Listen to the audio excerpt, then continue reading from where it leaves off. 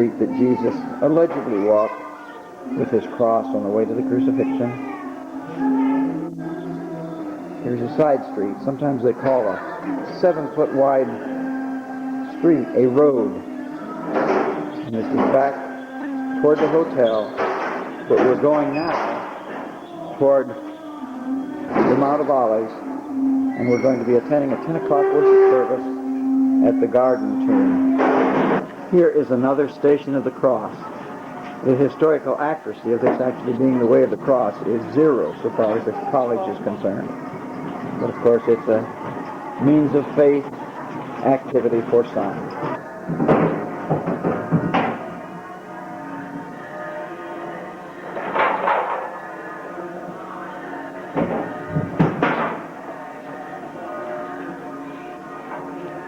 Walking on these stones, pretty certain to be in the first century stones, was Ariel Sharon's home.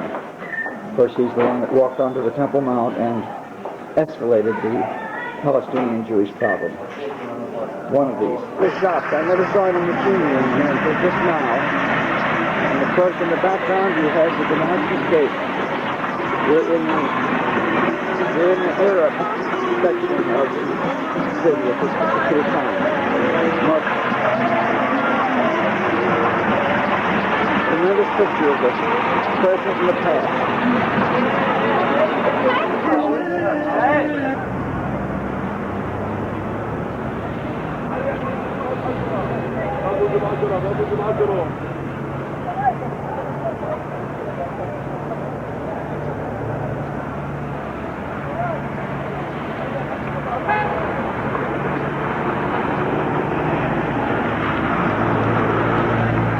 Yesterday there was probably 100 soldiers in this area. Today, Sunday morning, there seems to be no soldiers except just a handful.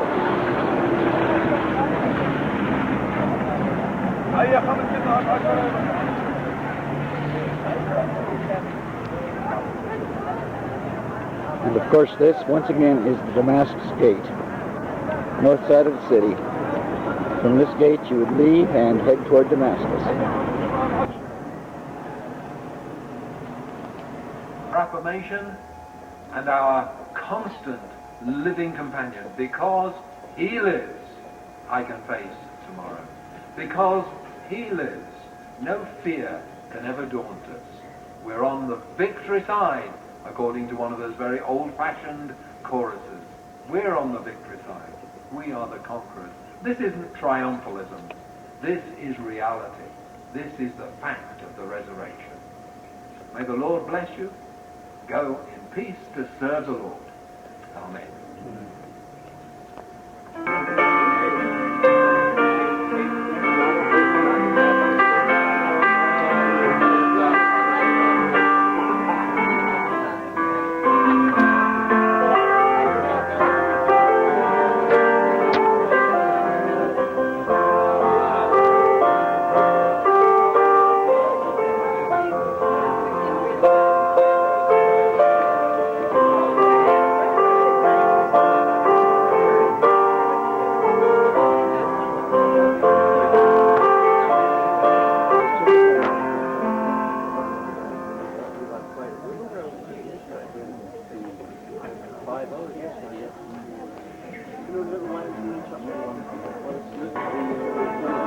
Come, let us go see the place.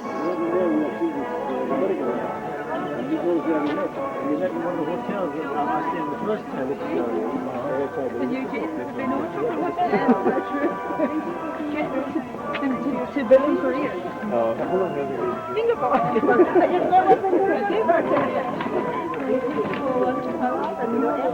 Yeah. We popped out for a day. That was in Australia. Lovely, beautiful. I took the bus all the way here. And I find it the equivalent I yesterday because my husband was worried when it was raining. And we walked all around the sort of central part, and I was all in the bus was really interesting. But I was watching it, so I don't really know what I saw, but I thought, wow, beautiful.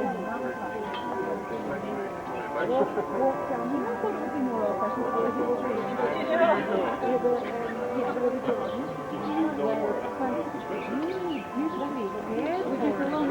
Like, our tumbles of Sydney are really expensive, but I think Singapore is much more attractive living actually than those places. I would like to see more, maybe another time. You hear the lot?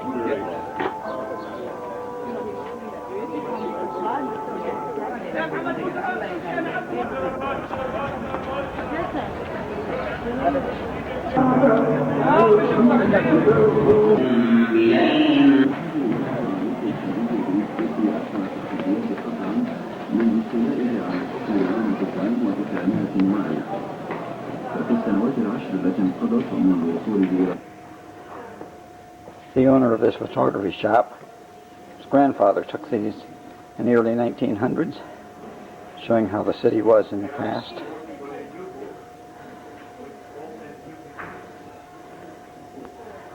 We're going into a museum to see what we can find out about the First Temple period.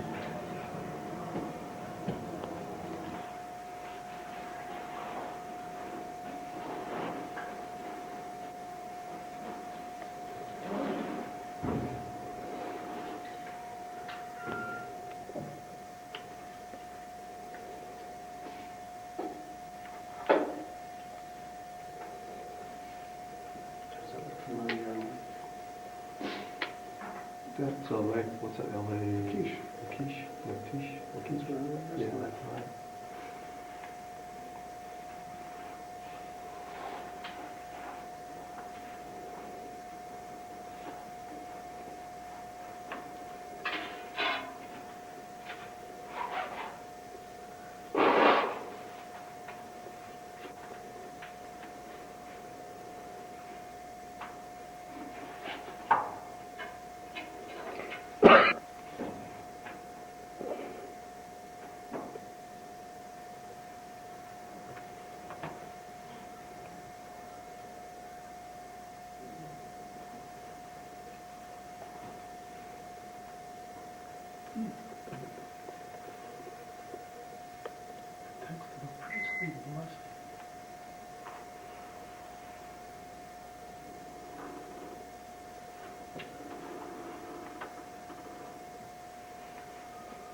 You can look around and when you want to see the film, just tell me. Oh, okay.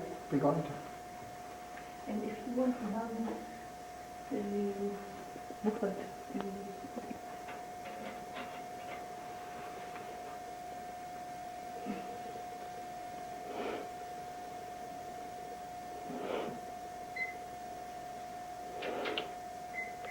Quiche. But Shinagrim.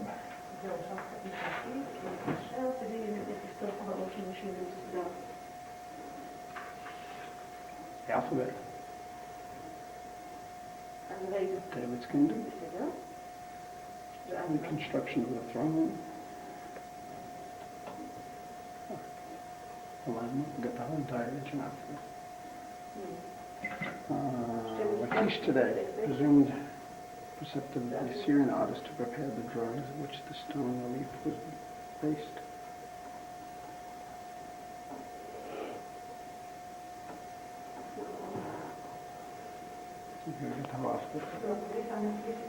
I have a number of these in my own personal display, handles from jars. Mine, of course, are lacking the inscriptions and consequently rejected by the archaeologists. But mine are just as old, dating back to 1500 and preceding that time by about 300 years, back to 1800 years. Oh, this is where we were watching. Is this where we started? I saw Yeah, there's a tunnel describing the evacuation of the tunnel and the leaving of the group diggers.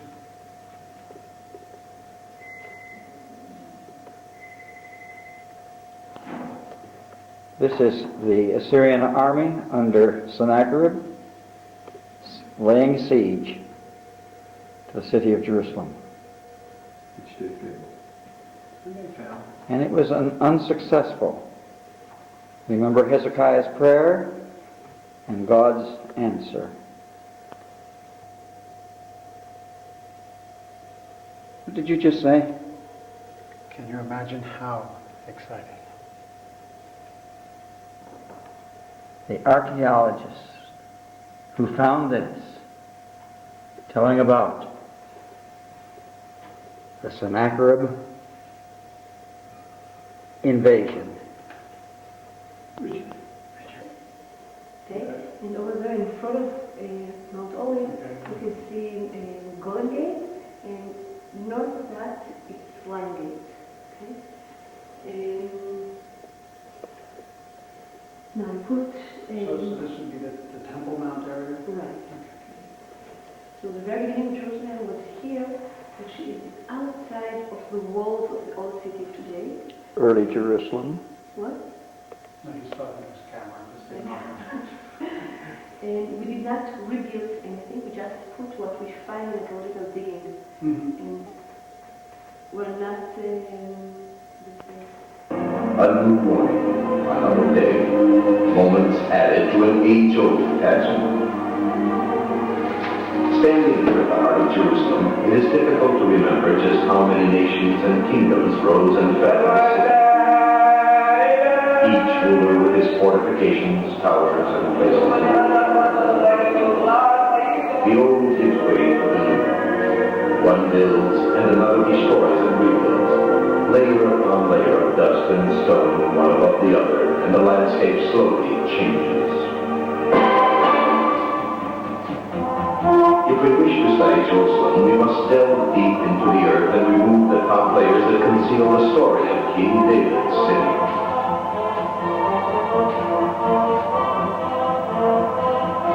This model around which you are seated is an exact replica of the bedrock hidden below the Earth's surface and covered by the accumulated debris and ruins of thousands of years. The stone structures on top of it are exact miniature replicas of the archaeological findings that are definitely dated to the period of the First Temple.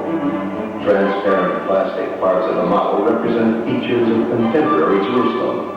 Thus, you can see the line of the old city wall, while the yellow column indicates the exact location in which you are seated now. This is the city of David, the nucleus of ancient Jerusalem. To the north, the Temple Mount. To the west, the Western Temple. Those of you who are seated close to the city of David are sitting on the Mount of Olives, with the Kidron Valley below you marking the city's eastern perimeter. To the west lies the valley that separates the city from the western hill.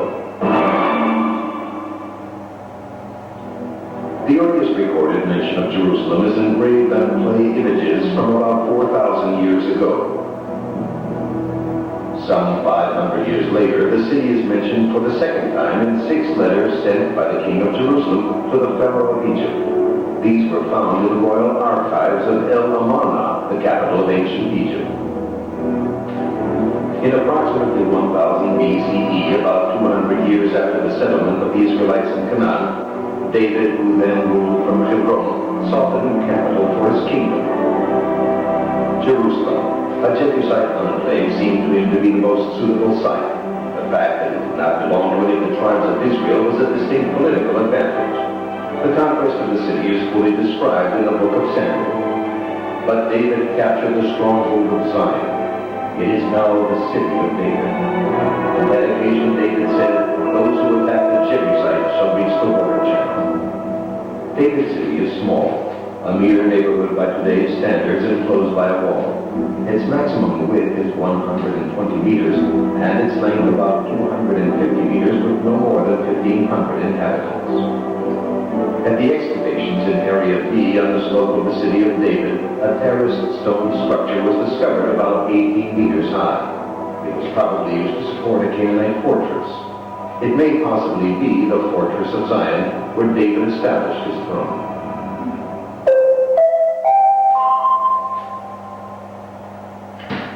Let us now put on the three-dimensional spectacles and set out to explore. The women of Jerusalem gathered to draw water from the spring. Water from the Gihon stream was also used to irrigate agricultural plots located in the ravines.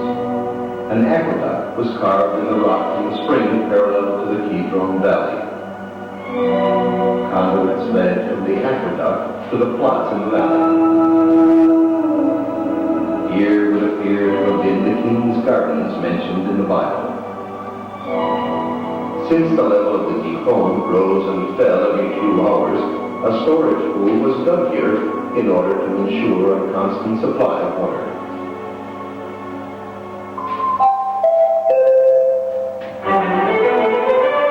King David added a spiritual dimension to his capital when he brought the Ark of the Covenant to the city, thus conferring upon Jerusalem a deep significance for all further generations. He paid in full for the threshing floor of Araunah the Jebusite, a plot of land at the summit of Mount Moriah, assigning it to be the site of the temple which was in fact built by his son Solomon. During Solomon's reign, which was characterized by much construction, a new area was built, the Oval, the royal city. Few archaeological remains have been found here, but the Bible lists the buildings on the site. The royal house, the house of the Pharaoh's daughter, the portico of columns, the hall of judgment, and the house of the forest of Lebanon. Excavations reveal the remains of various structures, including storerooms and apparently the gate of the city. A great number of large storage jars were discovered in the royal storerooms. On one of these, a partial inscription remains, which might mean that they belonged to a high official, perhaps the minister of the treasury. The crowning achievement of Solomon's construction efforts was, of course, the temple itself. The detailed description of the temple in the Bible is open to various interpretations. The Bible presents only those details that are indisputable: the dimensions of the temple, its variance, and the location of the summit of Mount Moriah. With the death of Solomon and the ascent to the throne of his son, Rehoboam, the kingdom was divided. The frustration and alienation of the tribes led to the establishment of two kingdoms side by side, the kingdom of Israel and the kingdom of Judah. From now on, Jerusalem would be the capital of Judah alone.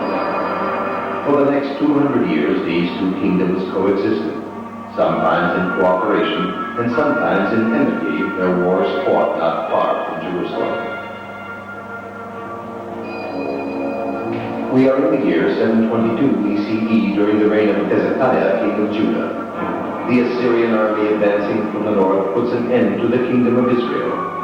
The pressure of refugees abandoning Samaria and fleeing to Judah and Jerusalem makes the establishment of two new neighborhoods on the western slope, Maktesh and the Mishneh, a necessity.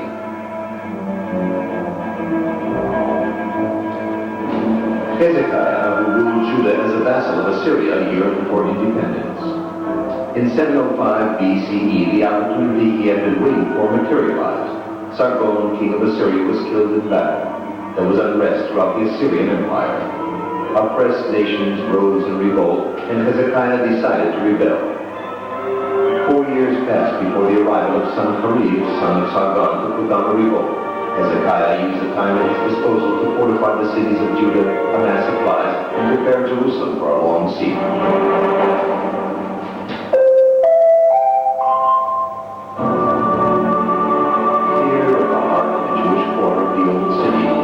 Of a massive stone wall was discovered. It is 7 meters wide and it is thought to have been about 8 meters high.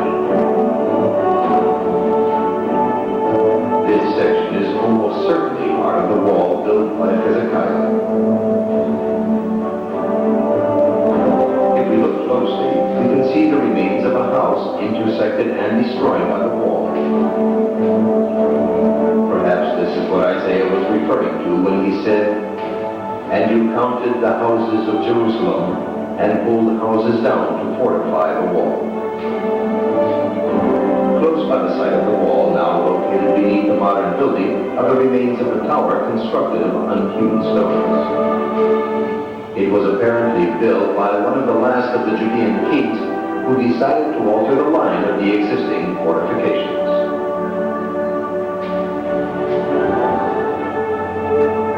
The discovery of the wall and tower led scholars to the conclusion that by the end of the First Temple period, Jerusalem had expanded to include the western slope. Some 120 burial caves carved in rock that were discovered near the city also testified to the extent of the city's expansion.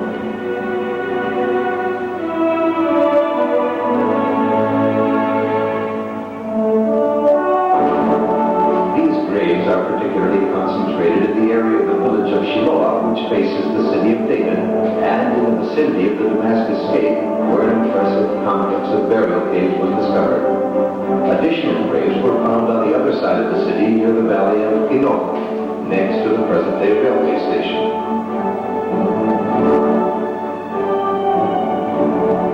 There, a surprising discovery was made. Two small rolled-up silver scrolls bearing inscriptions in the ancient Hebrew script of elements from the biblical priestly blessing still recited by Jews to this very day. These inscriptions are the most ancient remains of a biblical text to have been discovered to date.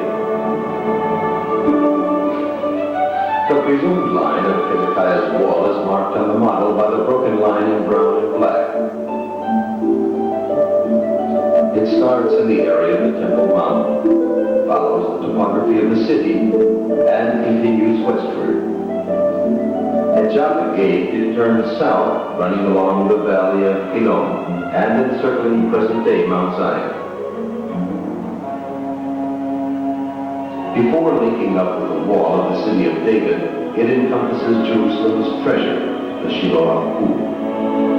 However, the water which fills the pool still flows slowly in the Shiloah Aqueduct outside the wall. A few Assyrian soldiers could stop the flow and thus decide the outcome of the war. Hezekiah was compelled to find a safe way to channel the water to the storage pool, one hidden from the enemy. His solution amazes all who view it, even today.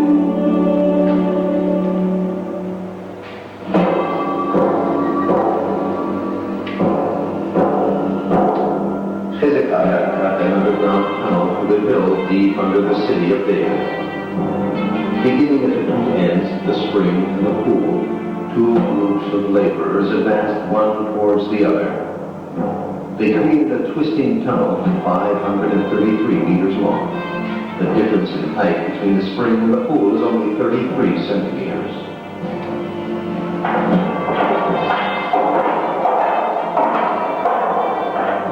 Here is the source of the spring.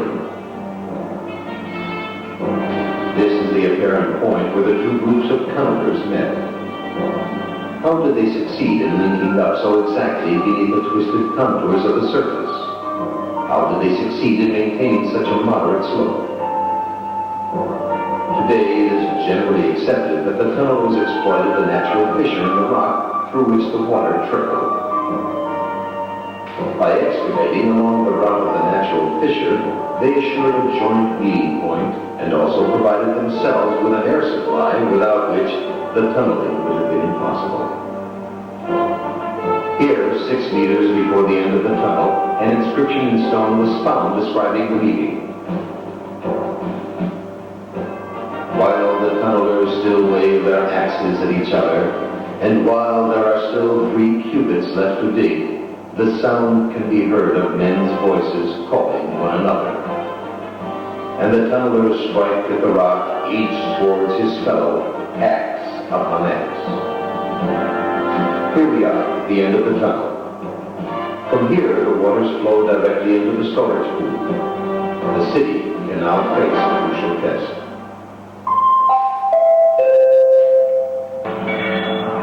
In 701 BCE, the army of Sennacherib, king of Assyria, invaded Judah, destroyed its cities, confiscated property, took thousands of captives, and laid siege to Jerusalem.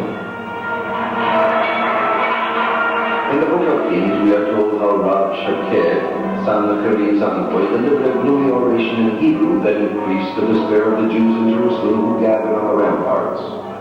Do not rely on Hezekiah, for he cannot save you. Who of all the gods in the land saved them from my hand? And what God can save Jerusalem from my hand? In the final count, Jerusalem remained unconquered. the Assyrian army retreated, and Sennacherib contented himself with levying a heavy fine. More than 100 years have passed.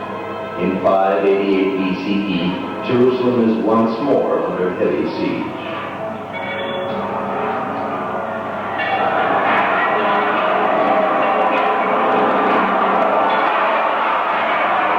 After 2.5 years, in the month of Tammuz of 586 BCE, the fortifications were breached. By the 9th day of the 4th month, the famine had become acute in the city. There was no food left for the common people.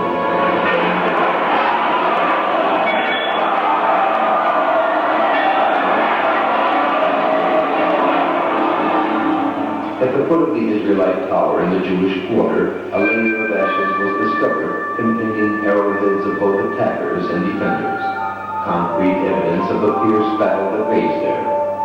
In the city of David, opposite the house of Achiel, the remains of a living room were discovered, the roof of which had been set afire and collapsed. An archive situated in the next room also went up in flames which fired the dozens of clay seals used to stamp the papyrus documents and were thus preserved until their discovery by archaeologists. One seal bears the name of Gemariah ben Shaphan, possibly the very same person known to us from the Bible as the prophet Jeremiah's benefactor and confidant. During the conquest, thousands of people fled the smoking city, and many others were led into exile. In the month of Av in 586 BCE, the temple and the royal palace, symbols of faith and authority, went up in flames. Thus, the First Temple period came to an end.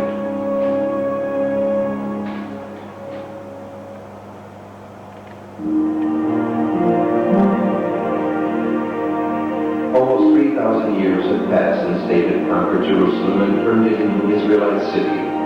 120 generations in which the city underwent a repeated cycle of construction, destruction, and reconstruction.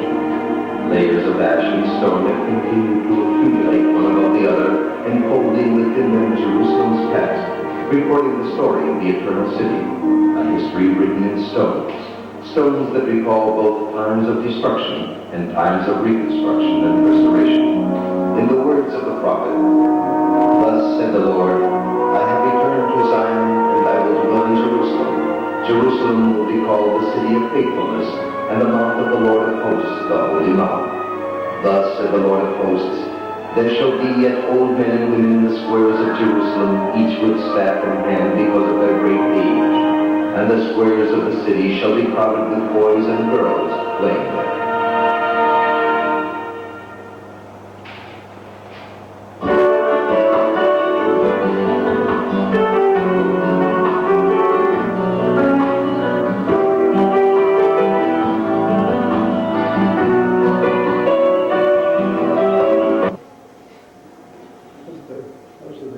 These are the stones, about the size of a baseball. And I heard that these men became accurate enough with their sling to hit a bird in flight. That's the fire extinguisher they use with them. Yeah, it's fire extinguisher.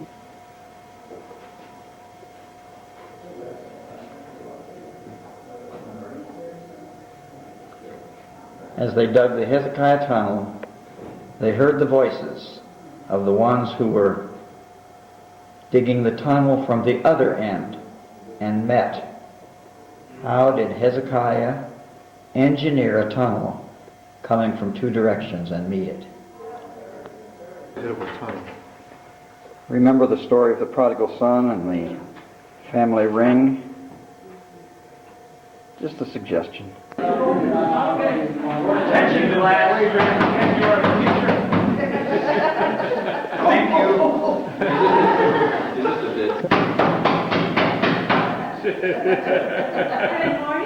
Good morning, teacher. Hey, is this an auction or what? Today, we're going to get lost. 10 shekels. I hope the teacher doesn't come in and strike me. Now, meet my classmates.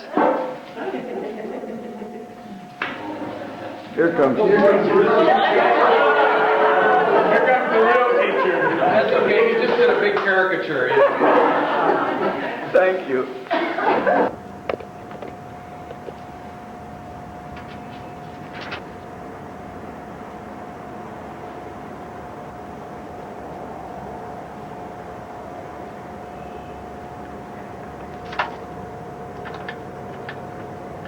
Special permission just for me.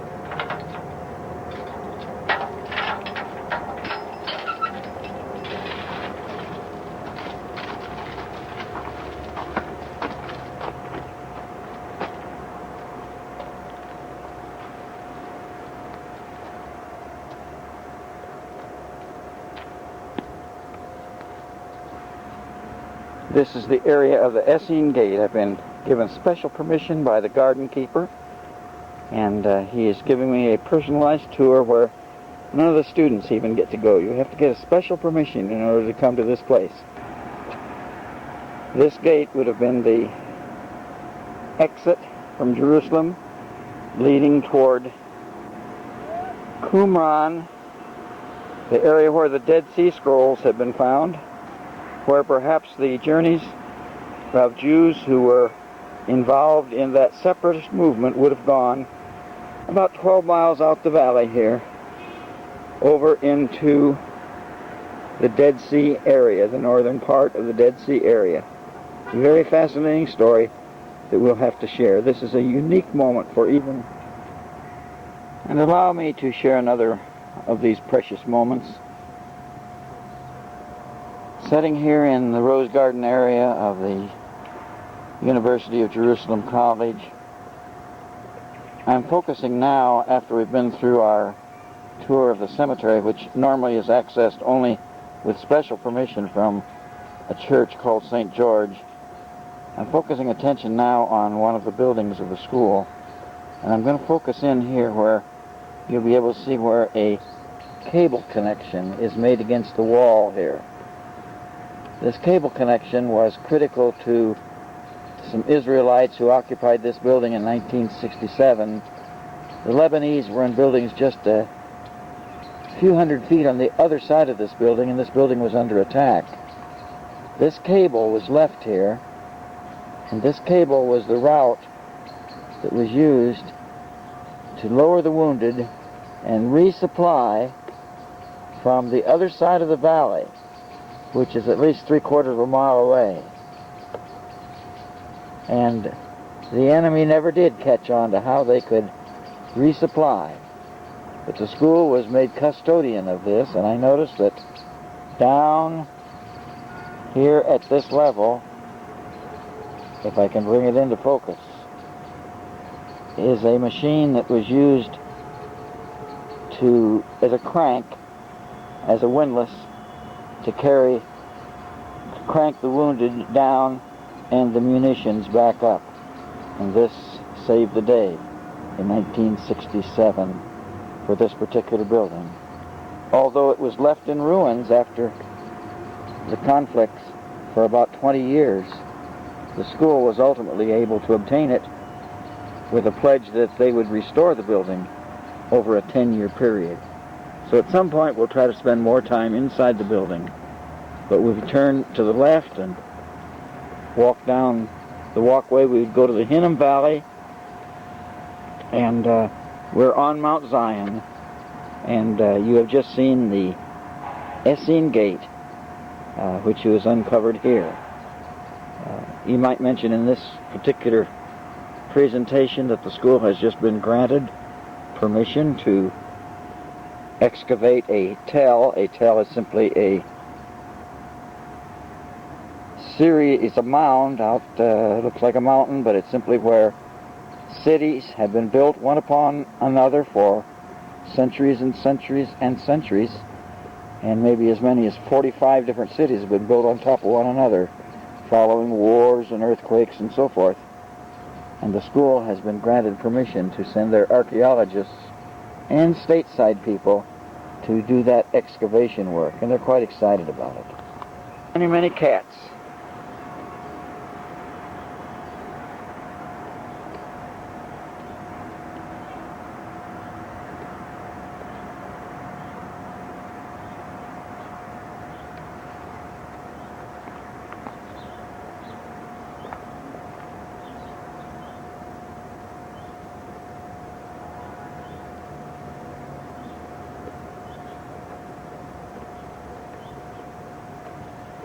The school has been made custodian of a number of stones that can be seen along the path, which, although modern stones, do mark the ascent, or did mark the ascent from the lower Mount Moriah up to here, Mount Zion, and on a little further to the Temple Mount. They would sing the songs of ascent that we read about in the book of Psalms. Oh, there's a series of them, I think, beginning in around chapter 120, something like that. We'll have to look for the songs that they sang as they came up this direction toward the Temple Mount. I'm taking this picture not just to show you the area where the library room's in, but so I can zoom in and show you, and I'm sure you'll be able to see them, where some of the bullet holes markings are. This is the school, but of course the bullets are flying elsewhere today, and that's such a sad story. Closer zoom.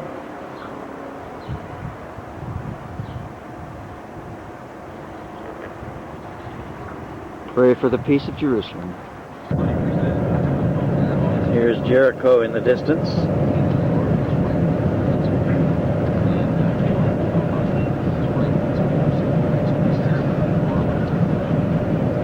Jericho is now closed down. A couple days ago we went there early in the morning and returned back. Then later on in the day,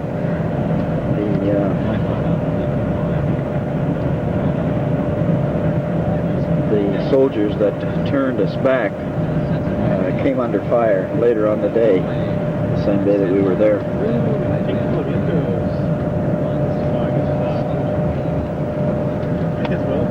This is the road just about 3 miles away from Jericho, and Jericho is in the background.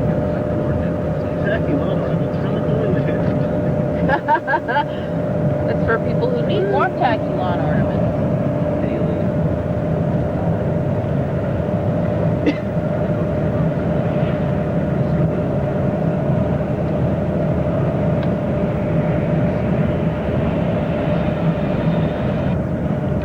Having passed Jericho, we're now in the Jericho Plain. We're heading downhill rapidly toward the Dead Sea, which is the lowest place on earth because of a huge rift or fault that exists going north and south from Mount Hermon up north to down to the Gulf down below us. So this just gives you an overview of some of the land, as perhaps we're getting closer and closer to the Jordan River now. And our goal, Qumran, where the Dead Sea Scrolls were found. The Essene community, probably contemporary to the time of Christ, a Jewish sect that were separatists. We have arrived at the Dead Sea. And on the other side of the Dead Sea can clearly be seen the mountains that rise high. We're at about 1,300 feet below sea level, approximately at this point, and then I understand that the depth of the sea is another 1,300 feet approximately below that level. And now we have stopped at a crossing, and we're taking our first view of the Dead Sea. We'll go for a swim in a little bit, or a float, not a swim, but a float.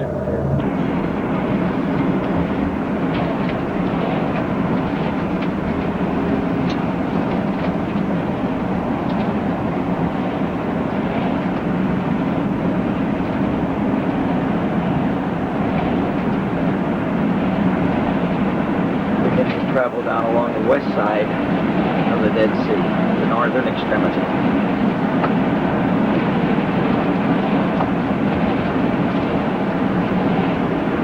You'll note as you look out the right side of the bus, the nice palm grove we have here. Nice little forest of palm trees. This is like a woods that's growing palm trees in order to harvest the dates with the palms. This is one of the productive activities that we see in the Dead Sea area. Now, looking out the window at these palms, this nice little forest of palms, I want you to reflect upon the biblical name of Jericho. Ha'ir HaTamrim, the city of palms, the city of palms. In fact, this characterization of the city of Jericho continued well into the New Testament time period. Do you remember the other day when we began the day looking out over the wilderness, when you look across the wadi down into the city of Jericho? Remember how dry and arid that wadi was? Well, that wadi, at the mouth of that wadi where it opens up into the plain of Jericho, Herod built his winter palace, what we call New Testament Jericho. We weren't able to see that at all, but if you could just imagine inside that wadi there being a palace, dates back to the New Testament time period. Now, around this palace, archaeologists discovered small, mysterious mounds. Just a few miles south of the northern end of the Dead Sea, and we've just passed one of 3 springs that feed the vegetation on the west side of the Dead Sea. Consequently, we've had some greenery along here, thanks to the spring.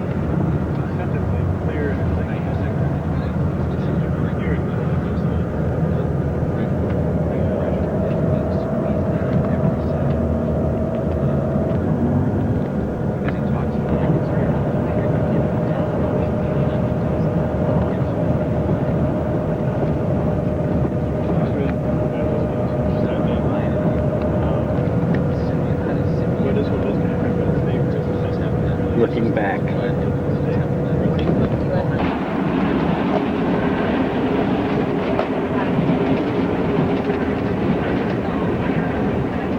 We're looking at the land of the Moabites across the Dead Sea. That's Transjordan, you see, but we're looking into the light and we're looking through some fog. This is En-Gedi. And up spring ahead of us, off to the left, is the area most likely where we'll be stopping to take a dip in the Dead Sea.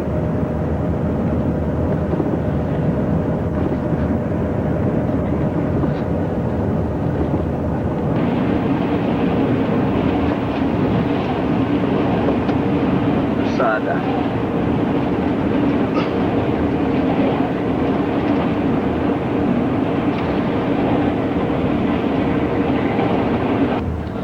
That is what we call the snake path. We are not going to be taking the snake path. No. There's a cable car that goes up to this at the end of our visit at Masada. So if you do walk down the snake path, 2 things. Leave a little bit early, so we'll have to decide when we get to the top what time we're going to meet down at the parking lot. And if you walk down the snake path, walk down the snake path. Don't run down the snake path. Now, I know you'll walk the snake path down. That's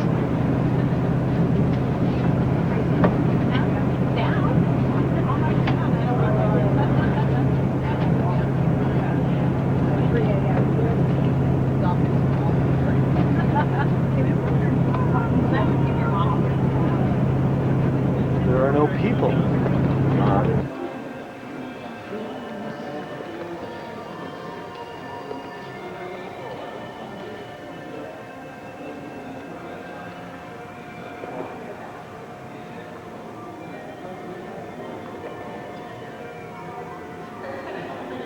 We've just entered into the entrance of Masada.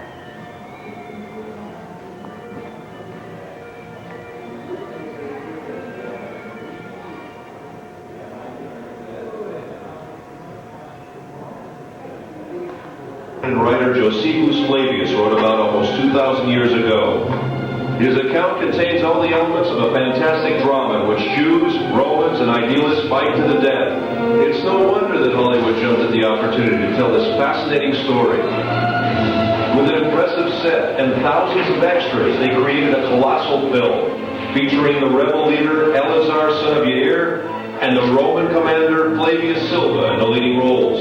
However, in the movie, unlike real life, no one really deals with the dilemmas or personal struggles, and certainly not with the more problematic aspects of the story. Then where should we start our story? We could start with the Hasmoneans, who were the first to discover the advantages of this isolated cliff in the heart of the desert. Or we could start at the end, with a dramatic project of the Masada excavations, with Ige El-Yadin, the head of the excavation team, who would stand on the mountain and read Josephus Flavius' description of the account, and everyone around him could actually hear the echoes of the fighting. Or we could start the quest with King Herod. Herod, who ruled under the auspices of the Romans, built himself a magnificent fortress here on the mountain, which was to be his sanctuary in troubled times.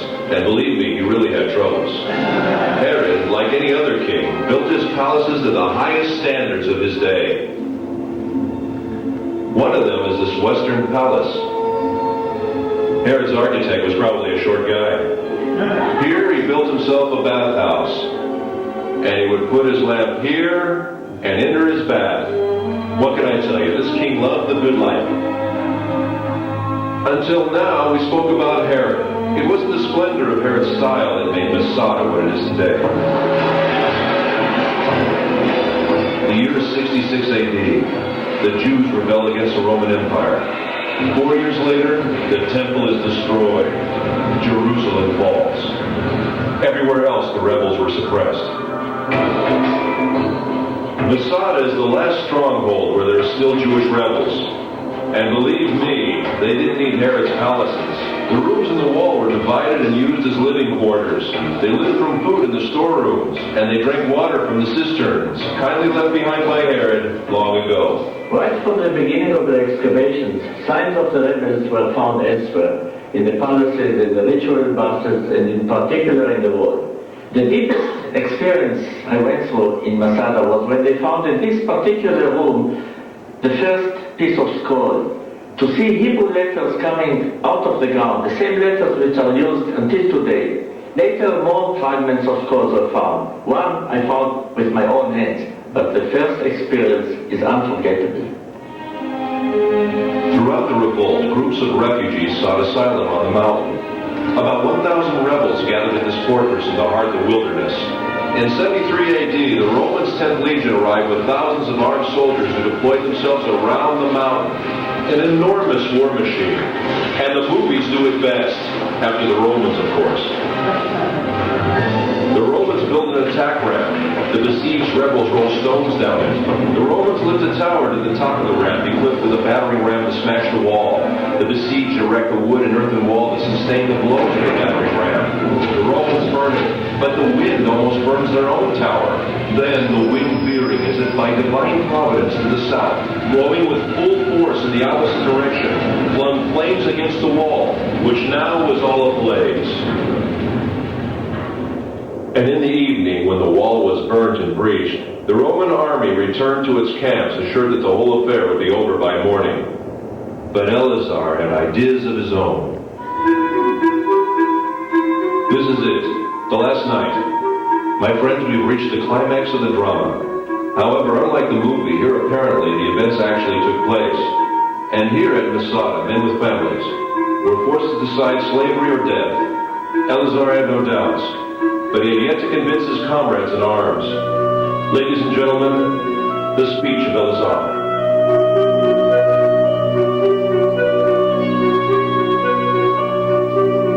Oh, my loyal followers, the time has now come that obliges us to make that resolution true in practice.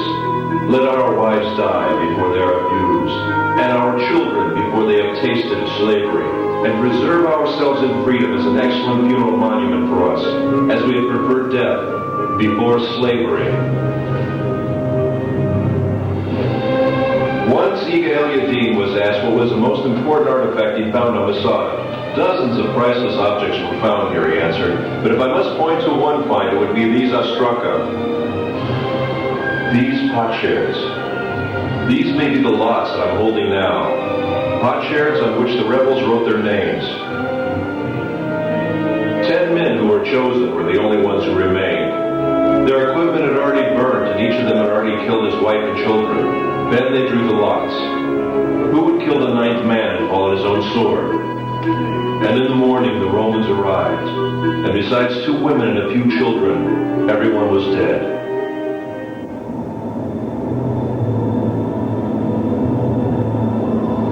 After the drama came silence. The silence was broken in the 5th century for nearly 200 years by a community of Byzantine monks. 1,200 years later, the first explorers came and rediscovered the mountain. Then the members of the youth movements, seeking a symbol of Jewish heroism, discovered Masada and adopted the mountain. After them came the hikers and the tourists.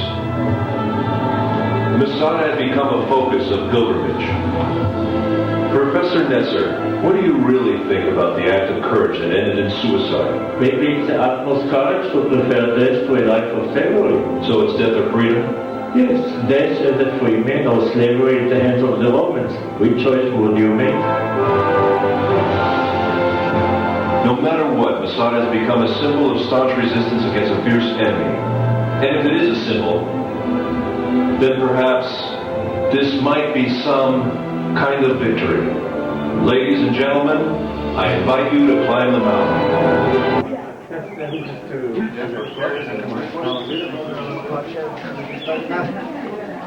No, I got one.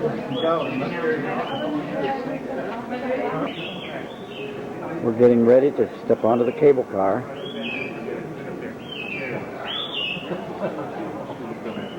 And our destination.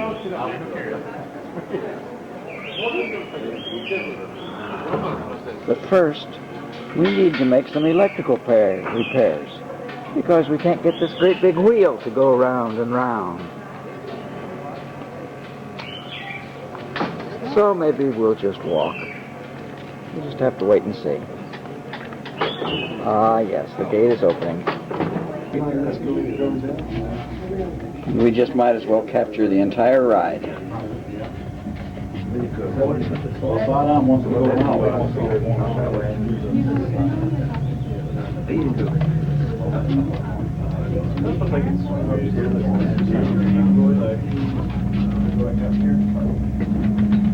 Looking at the bottom of the Dead Sea. 45 miles in length. Just beginning our ascent.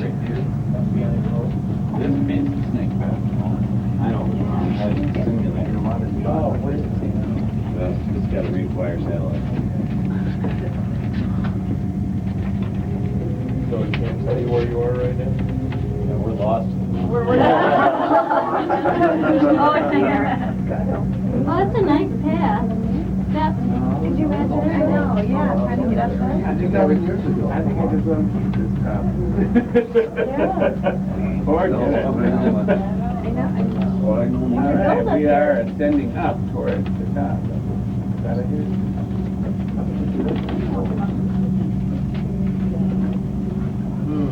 Okay, well, let's do the thing. I don't have satellite. I think I've decided to You're right here.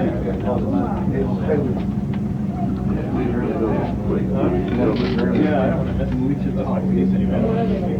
One of them. You still have another location. Yeah. Not time. The season, the geese are fascinating.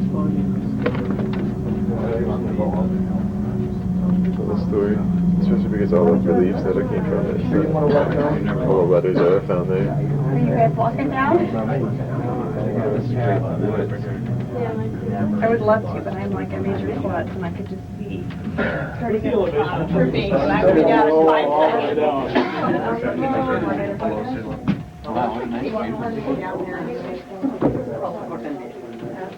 Yeah, that's what you can do.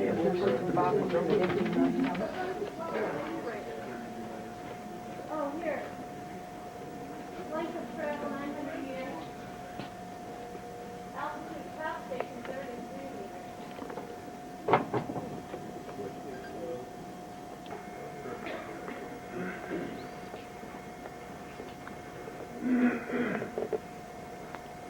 I considered walking down, but I considered it twice. At the end of the tour, I'm going to stop at, or near the end of the tour, I'm going to stop at one of these casemate rooms. And we're going to see what the Zealots did with this casemate room that was first constructed by Herod. Now, Herod was the primary architect of this complex here. Although it was first built earlier by the Hasmonean kings, Herod was the principal developer on Masada. And Herod built all the amenities of life, all the luxuries that he was used to in places like Jericho, Jerusalem, and Caesarea Maritima, he brought here. Even in this room here, can you look at the walls behind you? You notice these, it's almost like tile. Do they look familiar at all? Yeah. Notice the way they're fitted together with a frame, almost an embossing. Where did we see something like the Temple Mount? The Temple Mount. I'm sorry, the exit from there is close. Oh, sure. No problem. 13 people. 13? Sure. We'll just make room for them. Going over to the introduction here of Masada, we're going to go directly to what we call the Northern Palace, or the Hanging Palace, which is by far the most elaborate palace that Herod built here at Masada. It's really, in a lot of ways, unbelievable. So Herod built this place as a refuge. It was a manifestation of his paranoia. But after Herod died, it was for the most part left vacant. Okay, there was a small Roman garrison that was left. So in 66 of the first century, 30 years after the crucifixion, a group of zealots came here. And they captured this. Josephus refers to them as the Sicarii, or the short-knives ones. So that tells you what they were known for. They were nationalists. They were political nationalists. They saw that their religion stated that they had, their religious interpretation rather, gave them only one option: fight against the Romans or die. They captured this place, and they held it until the end of the Jewish revolt. Really, the capture of Masada was one of the first things that happened in the first Jewish revolt. And the first Jewish revolt did not end until 73, which was the destruction of Masada by the Roman legion, by the 10th legion led by Silva. Silva was the general in the TV series played by Peter O'Toole. So when the Zealots got here, they made this their stronghold. They found that it was well endowed, it was well supplied. They had everything they needed to hold up here for a long time because of the supplies that carried them up here, because of the supplies that the Romans had maintained here, because of the water that was in an abundance here, because of the storage capacity that Herod had invented. Herod was an engineering genius. They carried all that water up here? No. Okay, I'm getting to that. They did, not all the water, but they did carry some. Now, how was it that Herod was able to build a complex like this that people could occupy for 7 years, really 7 years of a siege, and be able to live off the water that was stored here? Well, there's the water storage, or let's say the water systems of Masada are made up of three components. You have water catchment systems, which were developed by Herod to the west, which channeled runoff through the wilderness, through the various wadis, channeled them into a series of cisterns, which were then carried through aqueducts. That was one. We had cisterns that were built along the sides of the mesa, which also collected rainwater. That was two. And then we have several mammoth cisterns here at the top of the hill itself. And all three of these would gather water every winter during the winter rains, which come in abundance. There's a famous book written by Yigael Yadin, who is the Israeli archaeologist who excavated this site. Incidentally, he was also the head of the Israeli Defense Forces. Okay, so he was a general and an archaeologist, which explains why he was so interested in Masada. And he wrote a book on Masada, and in it there's a brilliant picture, a photograph that he took during one of the during the winter. They excavated here during the winter because that was the only time that you could really You don't want to be here during the summertime. And he has a photograph of one of these wadis here, just full of water. And it's incredible. It was a flash flood. They weren't expecting it, but he was able to get down there and take a photograph.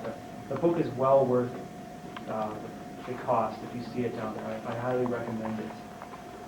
Now, David, it's called Masada. It's simply called Masada. It's published by Steinmetz. It has kind of a reddish cover to it.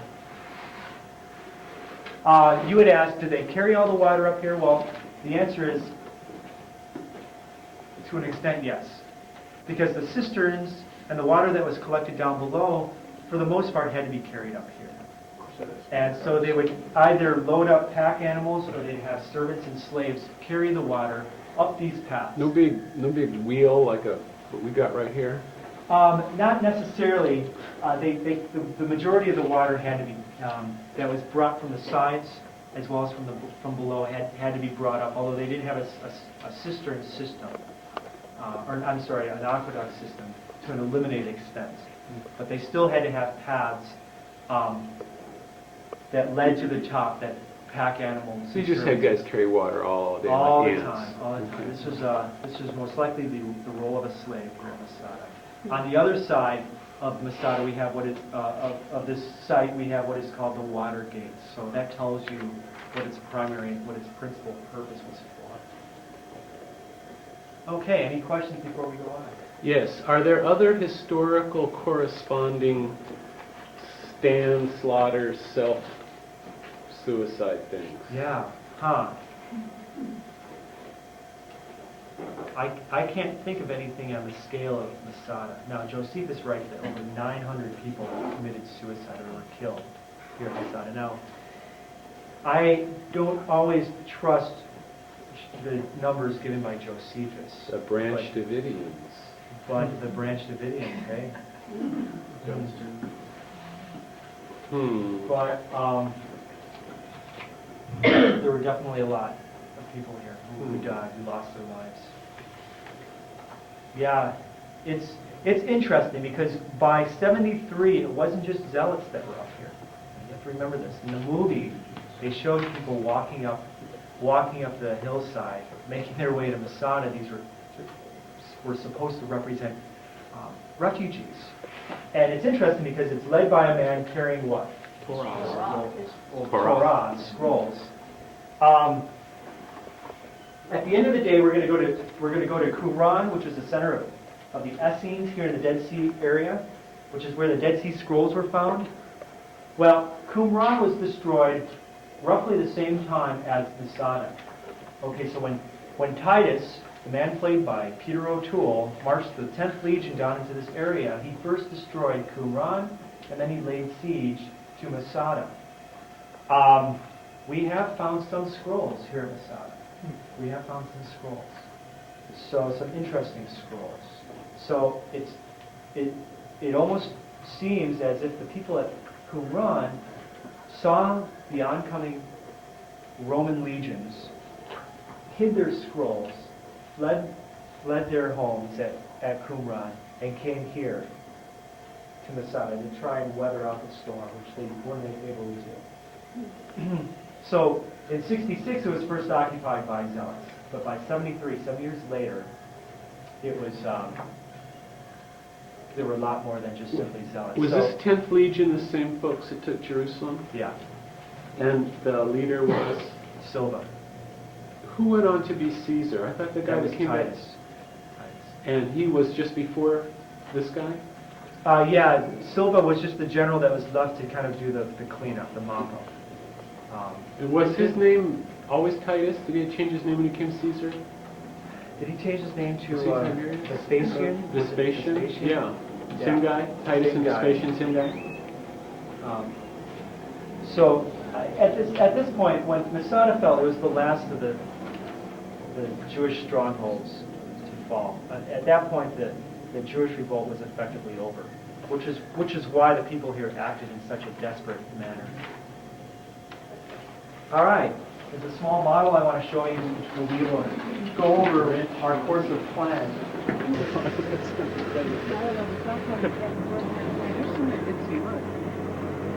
And stop here and observe the Hanging Palace, the Northern Palace of Paris, and go over some of the history behind this. Then we will leave the Northern Palace and we will head to this portion of the casemate wall, which is a real interesting structure. It's most likely a synagogue, first century synagogue. And then of course we'll see the siege ramp, the primary siege ramp, and at which point then I'll cut you all free. You'll be free to explore and see the site on your own. At which point we'll set a time to meet down below at the bus. So let's go on. Just one more thing to point out, Mesa. You see the swimming pool there? So we're going to end right there. So if you want to go see the swimming pool, there's a huge cistern right about here. In fact, I think that's supposed to represent the cistern that you can walk down into. It's a must-see. You have to see how large this cistern was in order to understand the water capacity, the water storage capacity that this site has. Where are we now? Yes. Is that the peninsula that you're talking about? Yes, the Lashan Peninsula. That's different than the map, isn't it? What happened to the water? Good question.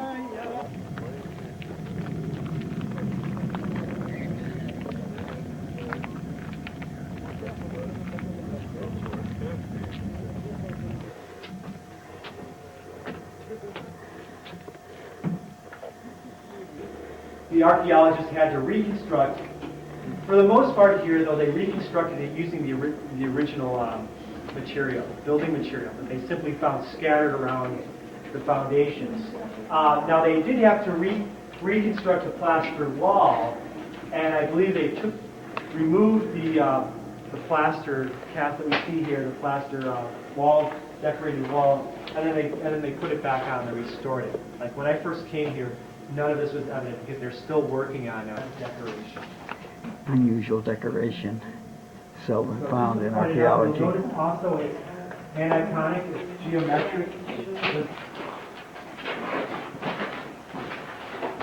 What did the Romans have to compare to this? This is like the archaeologists first got here and started excavating in the 1960s. Simply look over the walls here. See the debris and the remains that they discovered. This is all, for the most part, has not been excavated thoroughly. They've left it here as a witness of what the ruins of Masada look like.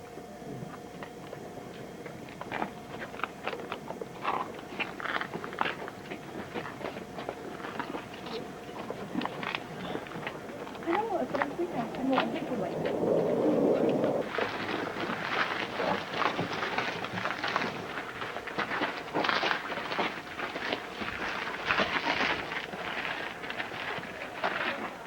Been the Roman camp out there in that square area.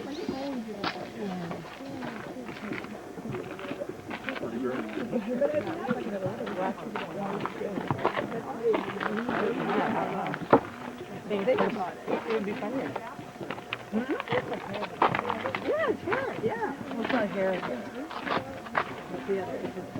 Of Silva, the main Roman camp during the siege of Masada.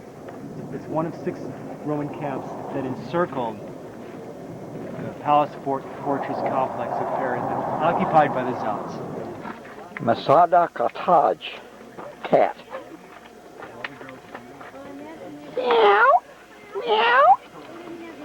Meow. Does the cat get up here? How did you get up here? Oh, no. It's almost 18, I think 1919 was the revolution.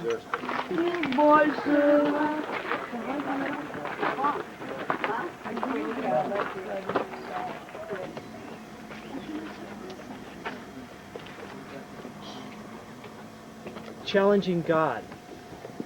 And we're going to go over this again tomorrow when we're at Caesarea Maritima. But we've already explored around Jerusalem and the Jerusalem environment. I've got my leg hooked around here, so I'm all right. You're making me nervous. A little hanging upside down. I'm not making you too nervous, am I? Yeah? Okay. We need our teacher with us. We'll listen. I got in trouble with my last group for doing this also, so making people nervous. At Jerusalem, though, we saw that Herod took a mountain and turned it into a flat place. When we were looking out over across at Bethlehem, I pointed out to you the Herodium, which, like Masada, was a desert fortress palace complex built by Herod. And there, he took a flat place and he built a mountain. Here at Masada, among other things, he built a palace that plunged over the side of the cliff face. I mean, everything he did was dramatic. Everything he did defied God, if you will. And this is how he lived his entire life. The northern palace, which I believe we have in our blue books, I don't know which page, afterwards I'll point it out to you in the blue books, is built in 3 terraces. And we're standing in the middle terrace, which is in which we have a rounded structure, type of structure that's called in classical archaeology a tholos structure. And then down below is the principal palace, which is currently being reconstructed by the archaeologists here to be more presentable for tourism. Unfortunately for us, it's for the most part closed. And here he could bring his friends. Not only would they be impressed, Yeah, no kidding. but they could sit at night, enjoy the breeze, look out across the Dead Sea at the mountains of Moab. But when the Zealots came here and occupied Masada, this palace, as luxurious as it was for the most part useless for them. It was logistically a nightmare, because look where the Roman camp was. They couldn't have anybody live in this palace.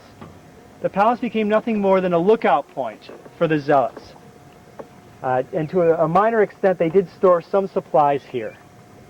And so the palace went out of use in 66 AD when the Zealots occupied Masada. Now, when Israeli archaeologists began rediscovering Masada through excavations in the 1960s, they made a dramatic discovery here in this general area. They found in a cave a family, a man, woman, and child, Jews from the 1st century who had committed suicide. And in fact, the woman's hair, because of the climate, was still preserved, and it was nicely braided. And their sandals were removed and laid nicely next to each body. A man, woman, and child. Bodies that hadn't been discovered by the Romans when they captured this. So in this place of luxury, where Herod would have enjoyed the high life, where he would have brought friends and dignitaries to try and impress them, 70 years after his death, roughly, became a tomb, really, for a Jewish family. How did Herod get up here? He didn't have a cable car. No, Herod, that's a good question. Now, I have an instructor who's an archaeologist who specializes in this time period, and he envisions Herod being led up to the top of Masada in a royal entourage, maybe being carried on a throne by his servants and slaves. I don't know. I mean, Herod was he was a maniac, but he wasn't he was a guy who wasn't afraid to get his hands dirty. I mean, when he went to war, he went to war. He went out and fought with his men. He was a warrior.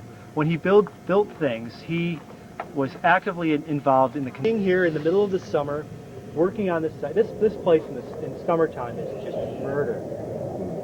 It's terrible. And but Herod didn't have problems that we do today. He didn't have labor problems because there was something in existence in his day called slavery. And Herod took full advantage of this. Most of these were war captives, slaves, able-bodied men that he had captured in his various wars against the Hasmoneans, as well as the Persians. taking control over this area. And then he fought more wars across the Jordan there in the Transjordan, which gave him a ready supply of labor, if you will. Who were the Hasmoneans again? Hasmoneans were the descendants of Judas the Maccabee. Okay. So the Hasmoneans died off and Herod replaced them, but not without a struggle. In fact, Herod married into the family. His favorite wife, Miriam, was a Hasmonean, but his in-laws hated him, and she really didn't care for Herod. Herod loved her, but eventually he killed her. Is this where, so the Hasmoneans didn't use Masada? Well, the Hasmoneans actually were the first to develop Masada. They did build a few things here. It is mentioned by Josephus that the Hasmoneans were the first to build on Masada. However, Herod's the person that's responsible for most of the remains that we'll be seeing today. And this is where the Maccabees sought like the refuge when they were fighting the Hellenists? No, it would have been much later, well after they established their control over the land. They would have developed this for the same reason that, or begun developing this for the same reason that Herod developed this site. They were paranoid. They were afraid of their own people. They were corrupt and abusive, and this did not make them well loved among their people. Well, when they were having the revolt, where did they flee to? Where was their revolution camp? There was one instance in which they fled into the Judean wilderness, but it most likely wasn't here. The Hasmonean king, who is generally credited with first building Masada, is a gentleman by the name of Alexander Eunaeus. So he would have been. Judas the Maccabee didn't have any heirs, so his brother, is it Jonathan? I think he would have been. Alexander Eunaeus would have been the grandson of Judas one of Judas's younger brothers. Okay, any more questions? So we've just heard that Herod built a temple on the side of Masada, on a hillside. I mean, he carved out 3 different levels for the temple. And we are not sure exactly as to what each one of the layers involved. Oh, your head was lovely. No, I don't have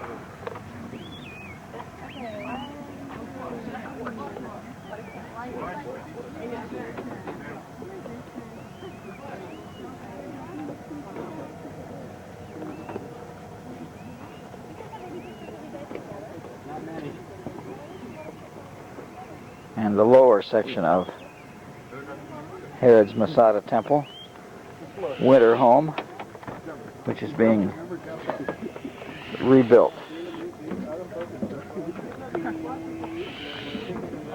These crackles, we're looking at one on the top of the post, perhaps were the same as the ravens that brought Elijah his food.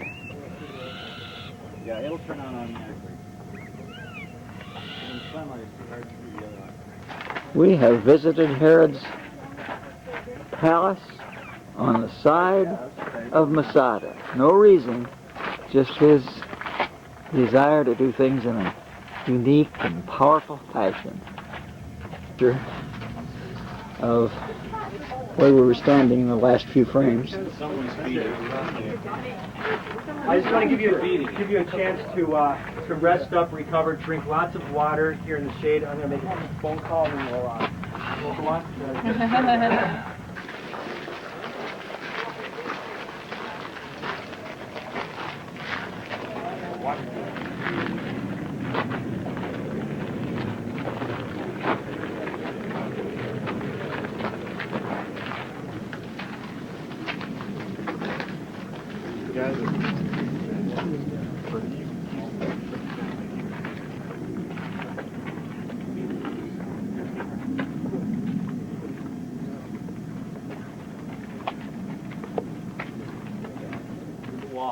Now, when Herod first built this compound, This room right here was adapted by Herod inside the casemate wall for reasons that we're unsure, but it seems to be either a dorm for his soldiers or a meeting place for his soldiers. However, in 66, when Messana was captured by the Sicarii, by the Zealots, they reconstructed this room for their own purposes. Now you'll note the benches along the side walls. We see this in Greek architecture, in classical archaeology. Classical archaeologists call it a boulantarium, an assembly hall, an assembly room, a place for town meetings in the Greek polis. But why do we have one here? Also, this room has kind of an interesting, it has an interesting orientation. It seems to be facing towards Jerusalem. And then we've got this interesting little room off here to the side, where the Israeli archaeologists found some biblical manuscripts, in fact. Because of these finds and the nature of the architecture here, the archaeologists speculated that what we have here is an ancient synagogue. An ancient synagogue. Now, this is not well accepted. Well, I should say it's not unanimously accepted in biblical scholarship. Why is it? Well, let me ask you this question. Do you think it's important to study ancient synagogues for biblical studies? Yes. For New Testament studies? Yes. Why would you say yes? To study ancient synagogues for New Testament studies? Because we'll find a key. Because the apostles went to the Jews first. Because we'll find a key to a better understanding of Judaism. Because the apostles went to synagogues. Jesus was Jewish. Okay. In the 19th century, among European New Testament scholars, there grew a prevailing theory, more popular theory, that synagogues were not invented until well into the 2nd century, well after the destruction of the temple. Now remember, the temple that existed in the 1st century was the focal point of Judaism. And when the temple was destroyed, Judaism had to redefine itself. And it's never been the same since, really. Rabbinic. Did Jesus teach in the synagogue? Jesus did teach in the synagogue, and I'm getting to that. Oh, sorry. That's a good point, and we're gonna thoroughly cover that when we're up in the Galilee. But according to these scholars, synagogues were in the 1st century did not have a purpose, and so therefore they could not have existed. And any reference we have in the New Testament to synagogues, to Jesus going to a synagogue, to the apostles going to a synagogue, must be anachronistic. Do you all know what the term anachronistic or know what an anachronism is? Okay, in the Shakespearean play Julius Caesar, we have a grandfather clock that chimes. Now we know that there were no clocks in the 1st century BC. So a clock like that is an anachronism. And according to the biblical scholars of the late 19th century, and many of them to this day, a clock in Julius Caesar is as out of place as a synagogue in the New Testament. Synagogues just simply did not exist. Later Christian writers interjected this, redacted this, edited the New Testament text, and added these features to the text, and it's unhistorical. However, there's a problem with this theory. Well, there are several problems. But among them is the fact that it doesn't match well with the archaeological record of this land. Right here, where we're sitting, is most likely a synagogue from the 1st century. Okay, a synagogue from the New Testament time period. A synagogue that would have been contemporary with some of the apostles. Now, of course, this is a very short-lived synagogue. It was a synagogue that was only used for about 7 years. There's another place where we've got a similar type of synagogue. Do you remember the Herodium that I pointed out to you? Inside the Herodium, the Zealots who occupied that site also built a synagogue out of a storage room. So we have two right here in Judea. Up in the north, in the Golan, there's a place that we're not going to on this trip, but if you ever come back, I highly recommend you visit a place called Gamla. Gamla is known as the Masada of the North. Gamla was one of the first Jewish cities to fall to the Romans during the first Jewish revolt. And actually, you had asked me, do we have any other occurrence of mass suicides in a situation similar to this? And the answer is yes, at Gamla. Gamla was actually a city where all the people chose to hurl themselves off the cliffs of the city and commit suicide rather than surrender to the Romans. So for that reason, Gamla is known as the Masada of the North, and at Gamla we have a first century synagogue, very similar in architectural design as this, except it's built out of a different type of stone, basalt stone. Now that synagogue was probably in use for a greater period of time than the synagogue here. That synagogue most likely serviced just the common average Joe that lived in Gamla, not zealots like we have here as well as at Herodias. So we have archaeological proof here as well as other places. I won't go over a broad survey of every single piece of evidence that we have of synagogues in the first century, because we've got a lot of evidence that points to the fact that there were synagogues during the times of the Gospels. But here at Masada is very sound proof that synagogues did exist in the first century. Now, let me just talk a little bit about this room right here. This is a rather interesting room. It's a little kind of a compartment or closet, if you will. And when the archaeologists began excavating that room, they found biblical manuscripts. Now, the manuscripts seem to have been discarded or buried. In synagogues, to this day, we have a feature called a geniza. And this is a type of closet or a crawl space or a side room or a compartment that has a very specific purpose. Now, in Judaism, Torah scrolls, as biblical manuscripts, are very much venerated. You can't simply throw them away. I know that I've got an old Bible at home that I used to bring to Sunday school every day, and the cover's ripped off. Actually, my Bible here, the cover just ripped off. The front pages kind of fall apart. Your maps get all messed up. But in Judaism, you just simply cannot throw out your Bible.